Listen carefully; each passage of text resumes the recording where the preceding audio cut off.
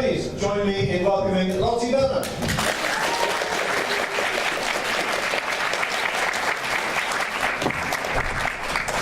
Hey everyone, can everyone hear me okay? Yep. Yay! Right, so thank you so much for coming. I'm Lottie, I'm a producer at Failbetter Games, and I'm here to talk to you today about producing successful narrative games, which is a title I obviously deeply regret, because it sets the bar very high. So let's just see how we go. So just for anyone who doesn't know, Failbetter are a small indie studio based in London, best known for the games you see on the screen here. Fall in London, a literary RPG browser game. Sunless Sea, our best-selling PC game to date, and Sunless Skies, its spiritual successor, currently out in early access. But the first thing I really want to talk to you guys today is about how you could align the creativity of writing and your passion for narrative with the reality of actually making a game. So the first thing that I want to get into today is the fact that when you are writing for games, you are making a product. So this is not the part where I tell you that you have to crush your dreams and think about KPIs and pull all the soul out of what you love about games. But it is the part of the talk where I suggest that you take an interest in the context of what you're actually making. When you are writing for a game, you're not actually just concerned with the narrative. You're working as part of a multidisciplinary team, all of whom are working together to create this composite game that you're then going to try and sell for money. So if you have an awareness of what's going on and what your actual aim is as a team trying to make a specific game, you will actually, I think, write a better narrative and be able to do your job better and produce a better product, because you actually have an understanding of how you're going to work together with everyone else. So to make this a bit more palatable, taking an example of Sunless Skies. Bear in mind that Skies was in a particularly good position because it's a successor to an existing game, so we kind of had an idea of already what we were going for. But before we even started in pre-production, we had an idea roughly of the kind of themes that we wanted to play with in the game overall. We had an idea of what we as a studio were good at, what our unique selling points were. We knew roughly how much resource we could throw at the project. We had an estimate of how long the project was going to take, and this was not just based on narrative, this was based on all disciplines estimates. We therefore could work out a rough cost, and I'm sorry, writers are kind of still cheap, so you guys are the 140, not the 550. And we had a rough idea of actually how big the game overall was going to be. So this put us in a really good position, and I'd really encourage all of you to have a similar awareness for the games that you're making right now. So the next thing we're going to do is frighten you. So we all know that making a game is a bit risky. Like, the games industry is quite a stressful place to be. And so in this metaphor, actually I'm not going to say that yet, the studio that you work with and the team that you're working with varies. Every single team will be unique, and it ranges from individuals working in one-man micro studios all the way up to AAAs with hundreds of people working on one game. But the one thing they all have in common is that there will always be at least one developer. And in this metaphor, the developer is portrayed by a man playing the banjo. Now, this man playing the banjo is looking straight out at you, thank you, is trying to engage with you, and is really focused on playing that banjo to the best of his abilities, because that is his job. And we want him to be able to play that banjo really well. But the flip side of that is this banjo player doesn't understand where he is. He doesn't know he's on a boat. He doesn't know if there are holes in the boat. And the moment we ask him to try and think about the context of where he's playing is the moment that he probably is going to be slightly worse at playing the banjo, because now he's got to think about two things. So what you ideally want is somebody whose job is purely just to look out and be aware of the context, somebody who doesn't have to shift roles. So ideally, you want a dedicated production person in your team who can be aware of all these hidden dangers and risks and what's going on, so that banjo players can get on with playing the banjo. So the dedicated production guy, the lookout, he has an awareness of where the boat can go. He knows the boat can go forward or backwards. He knows it can't go down or up. He's aware of the constraints of the boat. He knows that how many people can fit in the boat before it sinks. He knows, for example, if it's full of holes. And he also knows where the nearest port is if they get into trouble, because that is his function. Equally, because he's looking out, you can also be aware of the hidden dangers that surround the boat that nobody is looking out for because they're focusing on the banjo. So what happens, however, if reality checks in and you don't actually have a dedicated resource at your disposal? Because I think that's probably the situation that most of us here are in. Does that mean that these dangers disappear? Does that mean that the constraints of the boat disappear? Obviously not. Now, what I hope this shows you is we're now aware that these dangers exist, but we can't see them anymore, and that's quite scary. So if you're not aware of the reality of what you're doing when you're making a game, you are basically putting yourself at risk, because the reality stays the same, you're just not looking for it anymore. And if if you have a dedicated production resource, fantastic. If you don't, you need to make a specific decision of who in your team is responsible for looking out for these dangers and keeping the boat afloat. And unfortunately, if you are a single developer, this really fun responsibility is on you. So just have an awareness that you need to look out for that. And it can be basically summarised by the fact that production brings the reality of what's going on. It provides the constraints of how many people you can fill the boat with and all this kind of stuff. You then get to bring the creativity once you've established the constraints without sinking the boat. And the result is that you can continue to have a job. And this is great, because you all want to be career games writers, not kind of one-offs who then run out of money and get really sad. The one thing I would say just before moving on from this slide is the order of this is super important. I think I'm assuming most of you are writers yourselves or artists or creatives, so I think your tendency will be to come with the creativity first and then do the reality later. So you'll kind of be like, I've got this great idea and it's going to be the best game ever and oh my god, I'm going to win awards. And then you're going to kind of want to tack on the reality of like, okay, how much money do I actually have?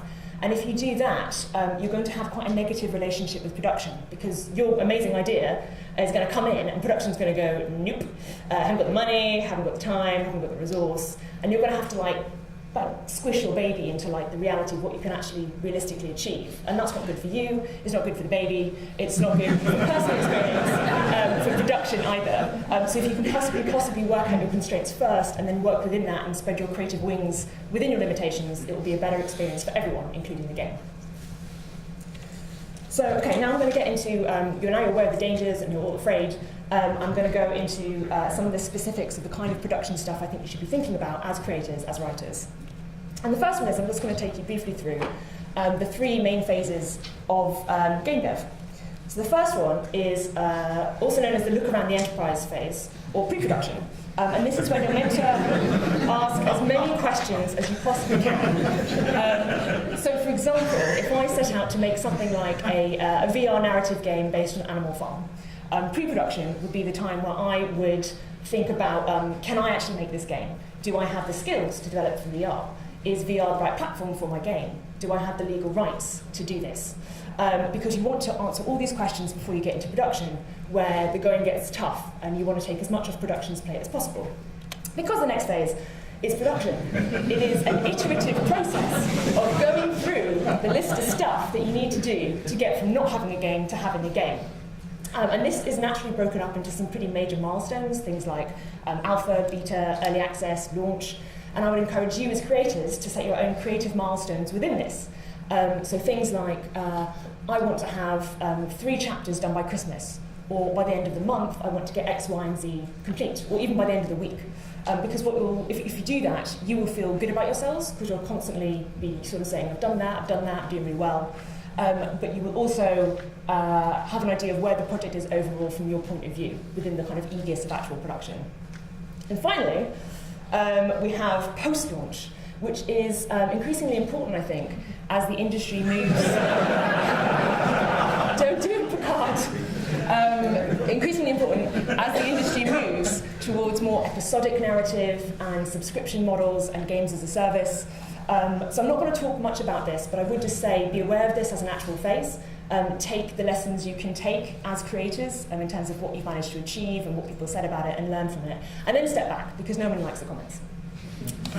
To give you an idea of where Failbetter's games are, just to illustrate, we've got Sunless Skies currently in early access, so that's pretty clearly in production. We have Sunless Sea, which has now been out now for nearly 3 years, so pretty clearly at the end of post-launch. And we have Fallen London, which is totally bonkers. It is a courteous, free-to-play subscription browser game that we update every month with new content and we're kind of tinkering with, but we're not actively developing. So that exists in a kind of hinterland between production and post-launch. But I've talked about scope. An important thing for you guys to be able to work out is actually how big your game is and how much of a challenge it is before you get into it. So the first thing you need to know about scope is roughly how big your project is. So I gave an example of Skies, knowing from the off we wanted to do 4 regions of roughly 11 ports each. So we knew that the writers at some point were going to have to write something like 44 ports. And that was quite a good jumping off point for lots of other estimates elsewhere. You also need to have an idea of how you're going to actually write that game, what your plan of attack is. And there are 2 things here, really. The first of which is, I think, as writers, people who are passionate about narrative, and I'm assuming are probably quite good at writing, I think your natural response to problems will be to throw more content at the issue. Because it's what you know, it's what you care about, and it's natural to you. And I would encourage you almost never to do that. It is almost never the right thing to do, because the problem tends to get bloated, the problem gets obscured, you have to do more QA, you set an expectation in your player base for really large bits of content. So I'm not saying it's never the right thing to do, but be aware that this is probably a natural reaction, and it's probably something you should try and squash. Also, you can come up with some useful ways of making your writing more efficient. So Sunless Sea, for example, comprises a number of islands, and every time you interact with an island, it tends to follow a similar formula. So you discover an island, you dock at an island, you get its port report, you play a couple of the stories there, and then you leave and come back. And this did two things. Firstly, it allowed our writers to have a kind of formula for the island when they came to write it. So when a writer came to do a new island in Sunless Sea, they weren't starting from scratch. They knew roughly how big it was going to be, they knew roughly it needed these specific elements, they had an idea of how many stories they needed to put there. So this made it easier for them to write. And it also set up expectations in our players, so they kind of knew what to expect, and they kind of got into the rhythm of the game, and they felt they understood it. But really importantly, it then allowed our writers to then break the convention that they had established for dramatic effect as and when they chose. So this was a really powerful tool we had, purely because we had the nous to kind of plan this in advance. So this is something I'd encourage you guys to do too when you're thinking about your narrative games. Really key, you just also need a list of the stuff you're going to do. This doesn't have to be fully accurate, and it will change over production, but what you want is a really coherent idea of actually the tasks you need to do to get from, again, not having a game to having a game, and then you can just pull from this during actual production, so it makes your lives much easier. And you need a clear idea of what is actually possible for you to do individually. So Fall in London, for example, is a text-based browser narrative game with 2D art, in large part because the two people who founded Failbetter, one of them was a writer working as a web developer, and one of them was a 2D artist. So this played to their strengths and made a sensible business decision. Now, I'm not saying that you guys can only write stories and only write games that you're really good at. Obviously, you should try new things and learn and experiment, but you should have an awareness of when you're not playing to your strengths. So, for example, we ported Fall in London to mobile at the start of last year, and we as a studio didn't have much mobile experience. So we were aware of this and made sure we brought on the resource necessary to enhance our skill set. And just have an understanding when you're doing that, because it's liable to make your project more expensive, it's liable to make you write slower, and make things everything a bit more complicated. So estimates. So now we've got an idea of what the project is. Now it's time to actually work out roughly how long we think it's going to take and how complicated it is. Now, when I ask people for estimates, I tend to get the same reaction, which is this. People really hate estimates, and this is the hill I'm going to die on. You need to do them. But the good news is that however badly you do them, however badly, honestly, anything that you can estimate, any estimate you give is better than not having anything at all. Because if you do not estimate how long anything is going to take, you have no idea how much it's going to cost, you have no idea how long it's going to take, and you're putting yourself at immense risk, you and your project and everything involved with it. So anything is better than nothing. The first thing I'd suggest that you do is work out the best way of quantifying your specific work and your project. So this might be a case of, I want to estimate in chapters, or I want to be really granular and estimate in sentences. But at Failbetter, we use time estimates just because we want to have a quantity system that works for all disciplines. So we would say something like, this task we think will take 3 days to write, and that's a really clear idea. And then all you do is you do your best guess, and however bad it is, remember, this is better than nothing. You then do that task, and you then compare it with how long it actually took you to do. And what you'll find is over the course of the project, your estimates will get more and more accurate as you get a feel for it, and you work out what kind of tasks you tend to underestimate, and what kind of tasks you tend to overestimate. So we'll get better, and you do have to do them. And once you've got this, now you're in a really good position. Now you can actually budget. In my experience, the majority of budgets go on the people making the game, which feels good. So a really simple formula is just work out how many people are involved, work out how long they're going to be involved for, and work out how much they cost you, and times it all together, and you get a rough idea of actually how much it's going to cost as a project. Now you need to make sure that you include things like freelancers and rent and software. And I'd also encourage you to add a bit of contingency. A rule of thumb is about 10 to 20% contingency, because there will always be things that you forget, but it's much better to have them budgeted somewhere than kind of realise halfway through that you need an extra 50 grand. And if you do this, you should end up with a table that looks something like this, which clearly delineates where the money's going and how much it adds up to, and you will have a really scary yellow number. at the bottom, which is your budget for the project. Now, in my experience, the first time anyone sees this yellow number is a horrible moment. It is always higher than you think it's going to be, and the immediate human reaction to this is to go back immediately to the budget and try and make it lower, to think, actually, I can do that in half the time, or I don't need that guy, or whatever. And I would ask you not to do that, because you will be tempted and you are lying to yourself. Again, this is an example of there being a hidden danger and you just closing your eyes to it. It doesn't change the reality unless you actually de-scope. It will just make you feel better and then make you crash and burn when you're in production. Just as an illustration, the pie chart on the right is from the Sunless Skies Kickstarter page, which gives you an idea of the breakdown. And again, you can see that even for a studio that prides itself on being a narrative-led studio, we're really proud of our art, writing is just a small bit of that pie. So again, just have an awareness of the context of actually what we're trying to achieve. Writing is not the full sum of it. Okay, so now I'm just going to very quickly whiz through an example of actually how Failbetter gets stuff done, having burbled on about all the kind of theoreticals. So what you're looking at here is a top-down view of the Reach, which is the first region of Sunless Skies, and you can currently play this in early access. So you can see that the world is divided into segments, and in each segment are 1 or 2 ports. So you can see overall in these pink circles we have our 11 ports that we estimated at the start of the project. Now, for the sake of argument, I'm going to take this port, which is the Traitor's Wood port, which is a beautiful elegiac port written by our lovely writer James. And I'm going to take you through how we wrote this. So we knew that we wanted 11 ports in the overall region. We estimated that 1 port would take 1 writer about 5 days to complete. And this told me that if I had 3 writers working full-time on the project, the whole Reach, the content for the Reach, would take about 20 days to complete. So this is really good for me in terms of the context of what's going on in the game. What the writer actually cares about, though, is they only care about that 5-day estimate. So this is another great example of production giving really clear constraints that are really simple to understand, and the creatives can then go away and do their magic within this box without worrying about everything exploding. So what this is the actual process by which Failbetter writes. And I may have replaced the team with the dream team, obviously, of Christopher Marlowe, Terry Pratchett, and the Beowulf poet. But taking the example of Traitor's Wood, again, we knew we had 5 days to do it in. We knew what it was. We knew that it was one of 11 ports in the Reach, so we had an idea of the themes and how big it was and where it was fitting in. And the first thing that happens is Christopher comes to the content team and says, I want to write a port about trees. And Terry Pratchett, who is acting as the sign-off in this example, says, yeah, I think that makes sense. I think that fits in with the themes of what we're trying to achieve narratively overall. So go ahead. So Christopher goes ahead and writes all the content needed for this port, so the full shebang. And over the course of this writing, Terry Pratchett again checks in to make sure that this is progressing in the way he was expecting and it makes sense. At which point, it's handed over to a deliberately third party. So it goes over to the Beowulf poet, because now what we're testing is how it actually plays in-game. We're now looking from the user's perspective. So the Beowulf poet will go in and play, and he's looking for mechanical bugs, and does it make sense to the player? Do they know what they're doing? Are the resources given out as they should be? And he makes a bunch of notes.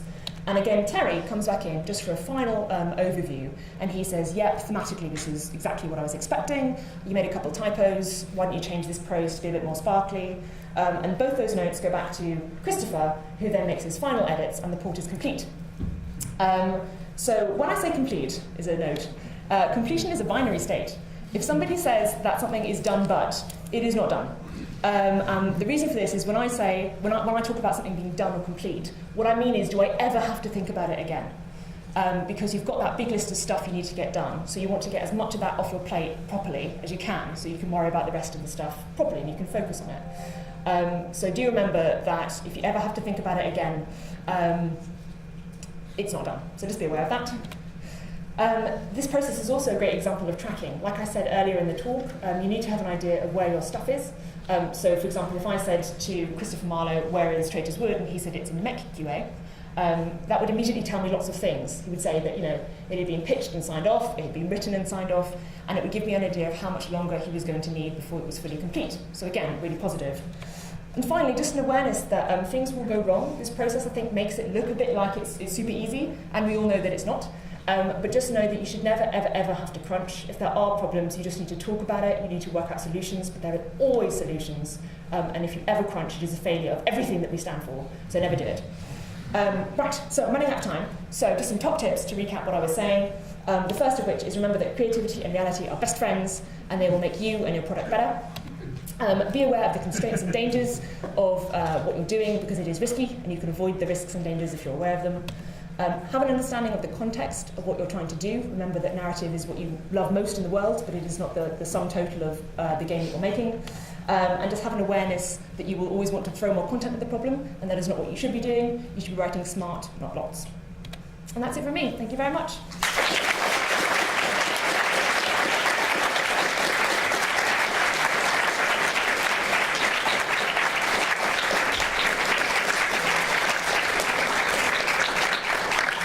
So I think we have time for questions, if there are any. Thank you for your talk. You mentioned about the dangers that surround game development. What would you say are some of the most common ones that a person new to the industry might not be aware of? I think running out of money is a big one, because it's really hard to work out budgets in advance, and there's not that much you can do if you kind of burn through it and then you're stuck. I would say another big one is not being aware that you're not aware of potential issues. So I see a lot of people who feel that everything's going swimmingly, so they don't need to worry about anything. But what you want to do is avoid problems before they're problems, not wait for them to appear and then think of a cunning solution to fix them. So I think those are the two biggies.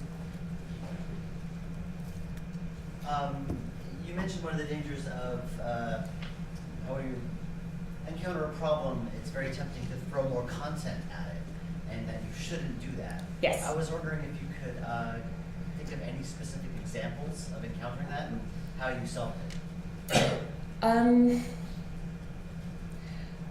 So, for example, if you are, I don't know, halfway through writing a story and you feel that it's not having the effect that you want on the player, you're really aiming for a specific emotional effect on the player, and it's not happening. I think because writers feel most confident with writing, they would tend to either add extra context add extra words which describe more of the problem, or add extra options to give players more avenues of expressing their opinions. And that's fine. I mean, I think that probably would address the problem, but it doesn't address it efficiently. And it also doesn't really engage with the original problem, which is that what you have right now isn't doing the job that you want it to do. So it's kind of adding layers onto an issue rather than actually thinking, there is a problem here, let's work out what that is and how we can fix it. Can you think of any examples of how you fixed such a problem? I can't, because I don't want to be like, this person did this and that was rubbish. But talk to me later and maybe we can talk. Do you have any specific project management tools that you think apply particularly well to game development? I do. I'm worried that everyone's going to think I'm sponsored by them. But we use a software called Hack and Plan, which is the only game development software that I've seen specifically designed for games, which is just a really simple Kanban board and task list. So Kanban board, for those of us who don't know, is just like columns of like to do, doing, done, and it's a really simple visual representation of what's in progress and kind of what's left to do. But I think that's great. It probably depends on studio size, but from a producer's perspective, at what point do you escalate a problem to like senior executive level? That's really hard. I mean, I personally would much rather fix the problem myself than say, it doesn't work. And I also think that when you escalate, it tends to imply fault a bit, and it tends to make it probably bigger and people get a bit defensive. And like I said, I think there is a problem with creativity and production having a slightly antagonistic relationship anyway. So for me, I would always try and work it out with communication and just talk to people and try and work out specifically what the issue is, and then get people to suggest their own solutions rather than coming in and saying, you should do this. Because also, I'm not a writer, so if I'm solving a narrative issue, I want the writers to tell me what they think are best, because they'll know more. And only if we've exhausted the possibilities of what they can think of and what I can think of, would I then go and say, this is a big issue. And more. I think two more questions. Okay. So, yes. Your excellent dev setup featuring Christopher Marlowe, Terry Pratchett, and Bill Boyd. The dream team, right? Yes. Do you have any advice on how to work a pipeline like that when the dev team, the entirety of the dev team, is you and possibly your cat?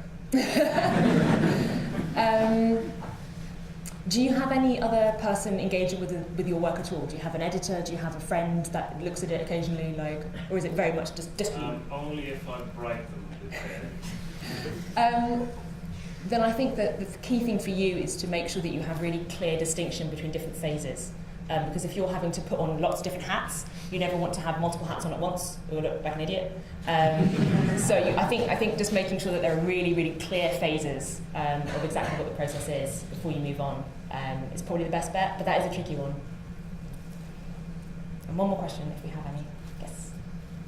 How do you go about disaster planning, particularly in narrative games where, like, maybe you've written a game where your plot relies on pretty much every piece you've got in there, and then suddenly a dev leaves or your release date gets pulled back or something like that?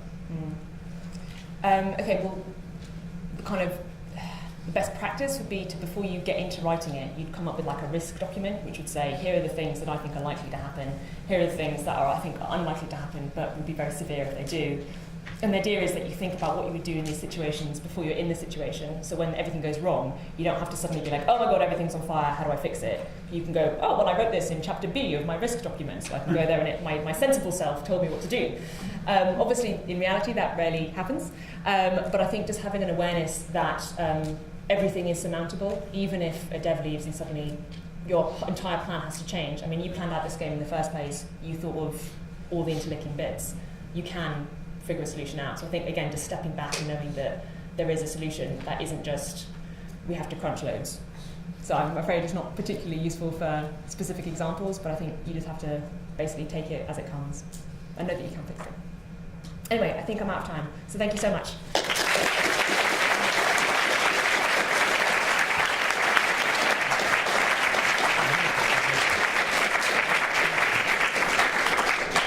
Thank you so much to Lottie. We have a 30, oh, my mic's on as well. We have a 30-minute break, so go out there, drink